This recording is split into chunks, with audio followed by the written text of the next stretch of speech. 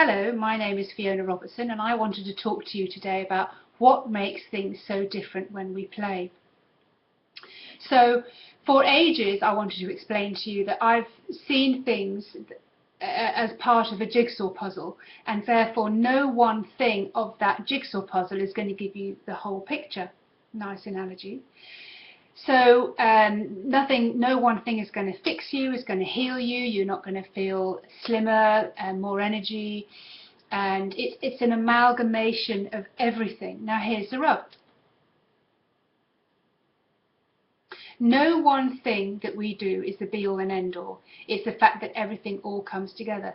Now, we need something to fix all those things together, like a piece of a jigsaw puzzle fits into the next piece. So what's the glue that holds everything together? It's the feeling that we're looking for, the feeling of play, the feeling of enjoyment, the feeling of, wow, this is amazing, rather than, I stick to this particular diet, or I do these particular regimes, and I drink this in the morning, and I do this, and I take my vitamins, therefore I am healthy, fit and healthy. But perhaps you don't actually feel that. Perhaps you're still feeling very like there's something missing. There is an element that doesn't quite match up. So let me explain. For years I've talked about detoxing, eating better, how to eat, getting out in nature, cleaning up your act and exercise, and yet still there was something missing. It was all seeming very forced and very rigid and very, this is what I have to do. And it wasn't until I got behind it and understood why I was still having cravings, why I was still chasing after certain foods or doing things in a certain way, that I understood what was behind that for me. So here's a couple of examples that hopefully will explain that for you a little bit more as well. I had a client who, bless her heart, late at night she was doing late night binging. So she was scoffing all the food that were in the cupboards of her flatmates. Now, she'd moved to a new town so that she could follow her dream to be a fitness instructor, but lo and behold, of all the people, she was really beating herself up for actually binging on particular kind of foods. Now, when we went behind what that actually was for her, what was causing that, she was really missing being with her family, really missing having the playtime and the fun that meant for her. And she seemed to think that she was alone, all by herself, trying to make things really work. So she was really forcing herself to be this kind of character, but she was missing some particular elements. So we found a way of creating and allowing her to play and get back into her family network and create her own family where she lived, so that she got this more cozy, solid feeling that she was looking for. And lo and behold, the cravings stopped. And then they reduced and then they stopped. Now, there's another lovely client of mine, and this is a funny little story. She was working very, very hard for herself. She was also then running to and fro from the hospital and caring for her mother. And what she found that she was doing, well, when she was driving, every time she was in the car, she was scoffing crisps and biscuits and sweets and all but particular types that sort of gave her this texture that she really, really liked. She's a very tactile person. Her work was even to do with working with her hands.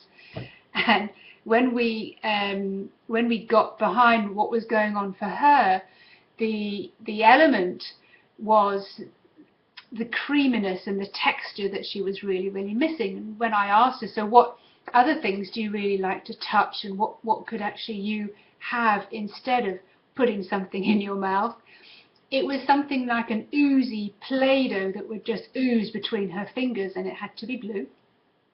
So she decided, okay, well, I'm going to keep some of that in my handbag, so the next time I get the urge to eat something that really gives me that texture, I'll play with a Play-Doh instead. And she found herself sitting in hospital, or when she was waiting for her mother, playing with this Play-Doh. And it was so fulfilling for her that, lo and behold, the cravings that she had when she was driving because she feels she deserved something, they just dissipated, they just melted away. And also then when she was at home and she was preparing food for the rest of the family, it wasn't necessary for her to overeat or snack and all those kind of things again and again and again.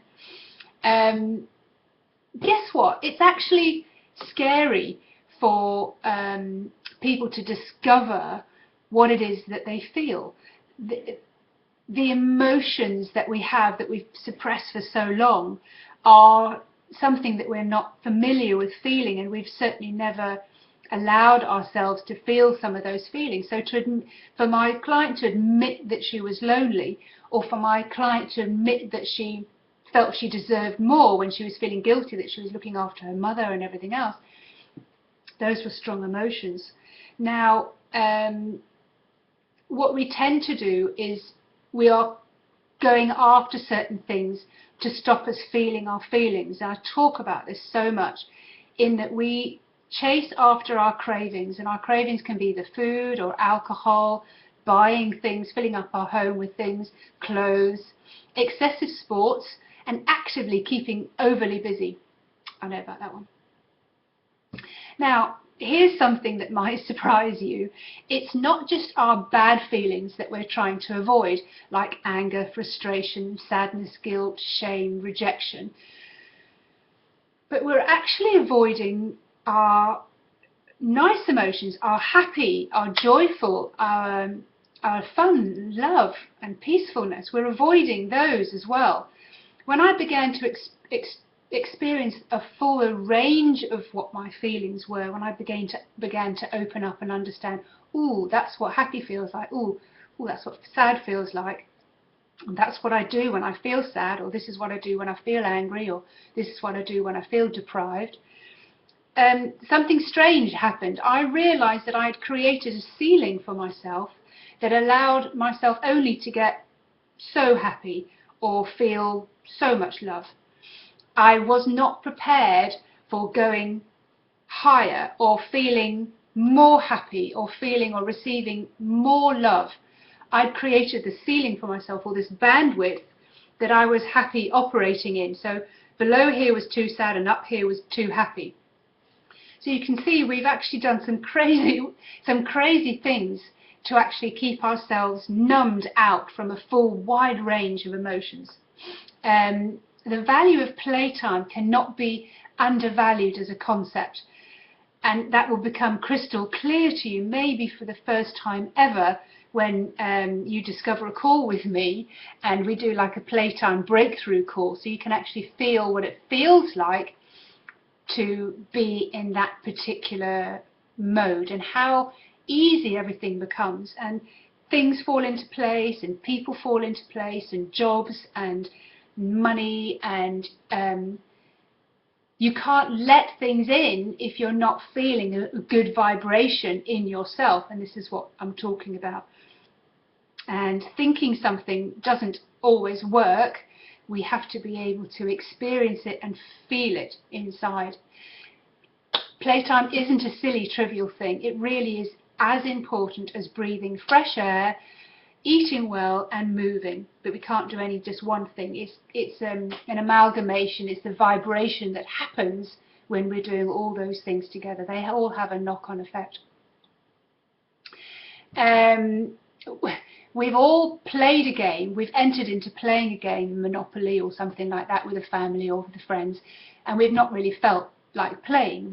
We're in a very playful mood, and as a result we lose the game, and it's not a very enjoyable feeling.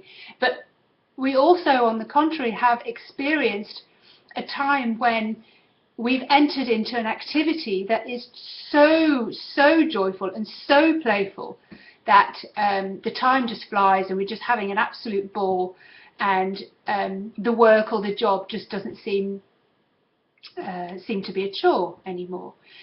Some while ago, in an old house of mine, we were building a shed, like a big shed, and we'd got all friends and family round. And this was a particular group of people, and we had such a laugh, such a ball, that the shed was built in no time at all, and we were relaying stories and teasing each other, and all the things that could have gone wrong, and all the near misses and all the accident near misses that we had. And it was just such a fun time that And then it started to rain, and we were all running around like crazy trying to get things done and laughing. The shed was built. We had an absolutely fabulous day. And this was a group of people and friends that we always got together whenever somebody moved or needed decorating or a hole digging or something like that. And it was just a good time. And nobody would ever want to miss out on that, even if it was a job, it was a dirty job, it was a horrible job, because we just enjoyed it so much. So this actual crowd became like rent-a-crowd, and that's how we operated. We just enjoyed being with each other. So somebody was creating the food, and somebody was creating the all the jobs that needed to be done, and we'd just get on and do them, and it was just a blast. But just because we're adults, it doesn't mean that we need to take ourselves so seriously and be quite so regimented with what we eat and how we work and doing everything. Life's serious enough, so let's make some fun of it. So I would say that everybody, most people, I would say everybody, don't know that they're missing having playtime and having fun because they've never actually experienced it. We're in this plateau where it's acceptable, and we don't want to go above it, and we don't want to go below it. So we're missing the spontaneous giggles and the belly laughter and the pure enjoyment that is actually natural and easy for us to be in. And when we are in that mode, then lo and behold, we get the invitations, the people drop into our lives that we really exactly need to meet, the jobs come up, the relationships come up. All these things happen as if by magic, and that is the beauty of staying in this playful mode, in this high vibration mode. My tendency, anybody who knows me will know this, has been to force things to happen, to make things happen. I can work hard, I can make things happen. Now, and I was actually very proud of that, and probably still am sometimes, that I can really force things to happen, but it has an effect on the body. And it's just not a nice feeling to have in the body, rather than taking something from a playtime. So the opposite of playtime would be to force yourself to do something, to stay very regimented, to follow the diet, to follow the rules.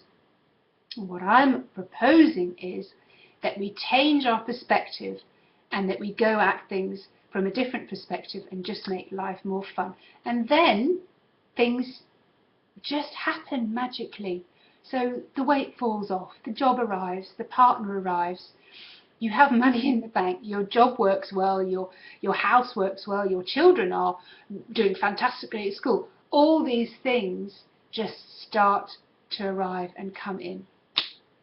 So if you're stuck in being too serious, and if you need to be healthier, slimmer, if you've had a health scare, if you're moving house, you're wanting better relationships, you're wanting a better job, and if you're feeling overwhelmed that there's just too much to do, and you need some light relief and a different perspective, then contact me and I'll teach you a technique that works every single time.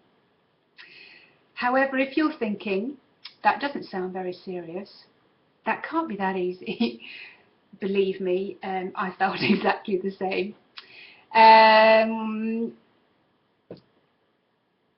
You see, thinking about something isn't enough.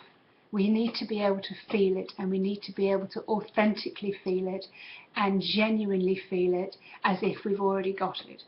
And I am a master manifester once I know what I want, yes, but once I know how that feels, I can manifest it. Call me and I'll teach you this technique that will rock your world. See you later.